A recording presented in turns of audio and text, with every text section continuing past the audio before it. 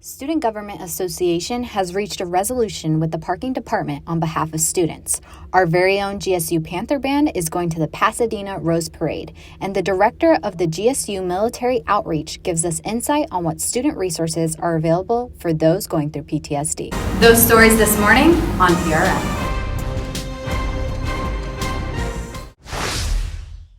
Georgia State University, due to its location in the metro Atlanta area, has a largely based commuter population. Parking and transportation is something students deal with on a day-to-day basis. Frequently asked questions of students are where to park and how much is it going to cost. GSU Student Government Association has been working on students' concerns for accessible parking and reasonable rates. Georgia State University has a largely based commuter population. Parking and transportation is essential to all students, faculty, and staff, which raises the question not only where are we going to park, but how much is it going to cost?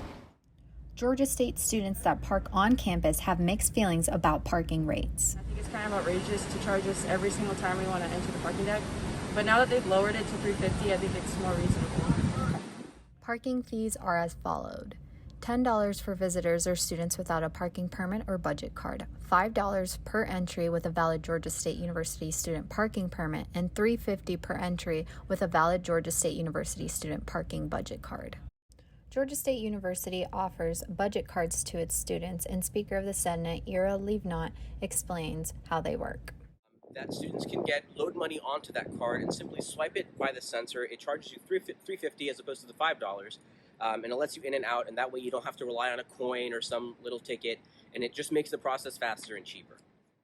He discovered discrepancies within the parking department. When we discovered that budget cards were not available yet to new students, or rather still were not available to new students. So essentially what had been happening is students who are new or students who had not yet had their budget cards were paying $5 in cash or card or credit every single day to park, as opposed to the $3.50 they would be paying if they had their budget cards. When reaching out to the parking department at Georgia State University, they refused comment.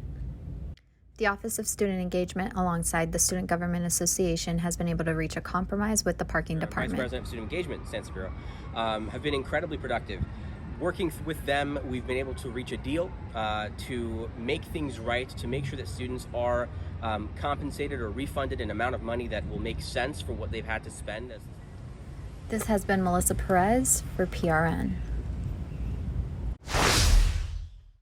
Making history is our very own GSU Panther Band. They will be officially attending the Pasadena Rose Parade in Los Angeles, California on January 1st of next year. This marks the 133rd anniversary of the parade and the start of the Rose Bowl game. Our band has the opportunity to attend and perform at this paramount event. GSU's very own Panther Band, established back in 2010 thanks to Dr. Chester B. Phillips, who was recently appointed the interim director of the School of Music. After years of hard work, he has made a continuous effort to provide the best experiences for the students within the program. From marching in the 88th Macy's Thanksgiving Day Parade in 2015, from being a part of the 2019 Super Bowl Pepsi halftime show, to now being invited to the Pasadena Tournament of Roses Parade. We've got an exciting itinerary packed with a rehearsal, and we've got some performances lined up out in Pasadena. We've certainly got the parade on New Year's Day, but also included with the parade performance is a field show performance. It's an event that the Tournament of Roses calls Band Fest, and Band Fest is really just a way to feature the field shows of all of the performing bands. The theme for the Rose Parade this year is called Dream, Believe, Achieve, Celebrating Education. And so we're excited because Georgia State embodies that, like the university. That's our story. There are around 260 musicians within this organization, and from December 22nd to January 1st, they will be out in California representing the state of Georgia. So of course, we asked some of the members what they are looking the most forward to. I would have to say that the Panther Band is looking most forward to spending a whole week in California, getting to spend that time together, exploring a new place all the way over on the West Coast for a new experience. Certain people outside of band might have their own little friend groups or, certain things that they go to where, college is worth their time. But what about, the students that don't really have that necessary support system? Just having that sense of family and, we're all here for you. We're here for everybody. Everybody's here for each other type deal. And we have fun and relish in that. Panther Band is a family of a diverse community of people from all over the country and the world who get together and have fun making music for the spirit of Georgia State.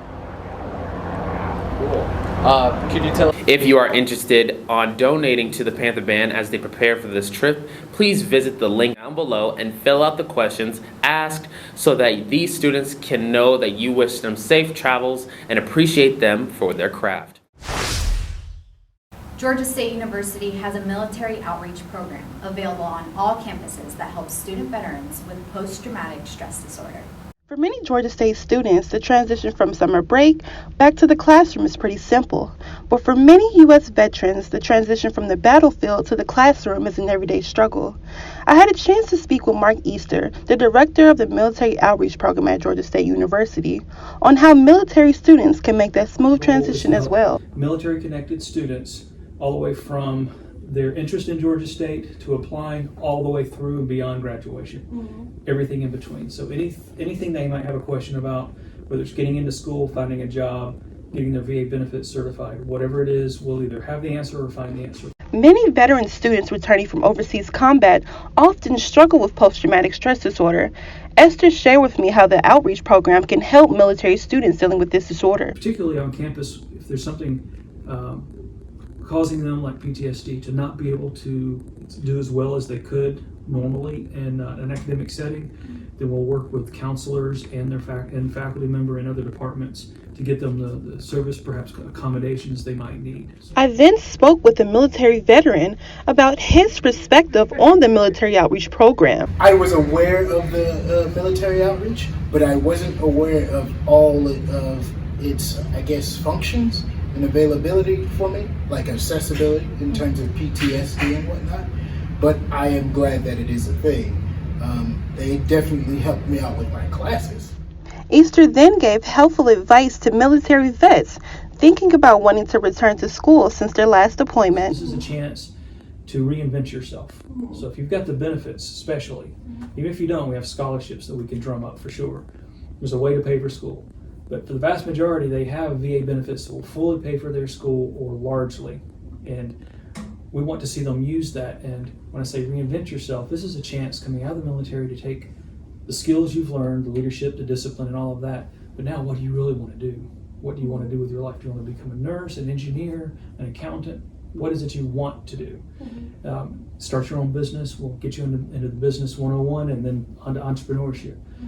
So yes, absolutely use the benefit. It'll even pay for housing with most of the benefits. So we'd encourage them to use it. If there's anything standing in their way, to reach out to us or the Military or Veterans Center of any college. Hillary Payne, Panther Report News. That concludes this week's show for Panther Report News. Thank you all so much for watching, and be sure to tune in next week for the latest coverage.